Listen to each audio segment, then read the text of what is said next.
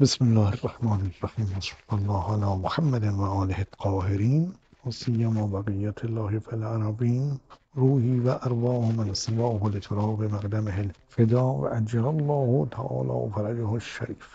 گفتیم که حضرت مهدی سلام الله علیه و عجل الله تعالی فرجه الشریف میثاق الهی هستند و خدای متعال در میثاق و حضرت مهدی سلام الله علیه و عجل الله تعالی فرجه الشریف در عالم عهد میثاق گرفته و توضیح دادیم. لذا ما وظیفه داریم که چون حضرت سلام الله علیه انسان کامل هستند و خلیفت الله مطلق الهی هستند و امام 12 ما هستند و فاضل فیض الهی هستند، ما نسبت به اینها ارادت داشته باشیم و دائما توجه لازم داشته باشیم، چون الان امام حی و زنده ایشان هستند و توسلات اون حضرت داشته باشیم. لذا هرچی ما در مسیر معرفی و شناخت و ارادت و توسل به وجود مبارک حضرت مهدی سلام الله علیه و عجل الله تعالی فرجه الشریف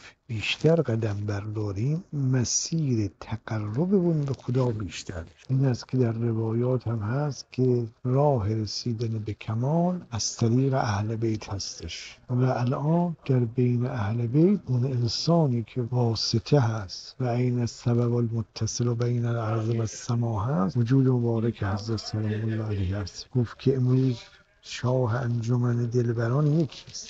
دلبر اگر 1000 بود دلبران یکیست. من بهر آن یکی 2 جهان داده ام به باد، عیبم مکن که حاصل هر 2 جهان یکیست. الان راه فقط راه توسل و انابه و تضرع و خشوع نسبت به حضرتش هست که آیت عظمای خداست و مظهر تمام اسما و صفات خداست. اون خود اهل بیت همه نور واحدن، چون همه نور واحدن فرمودن اولنا ما محمد، اوسطنا محمد، آخرنا محمد و کلنا محمد. ما همه محمدیم، ما همه نور واحدیم که این حقیقت محمدیه در ما اهل بیت جلوه پیدا کرده. زیاد جامعه کبیره هم میخونیم اشهد ان ارواحکم و نورکم و طینتکم عاقبت هابت و تقرب بعضا من بعض خلقکم الله و انوارا فجعلکم بعرشی محترین تا من علینا بکن. پس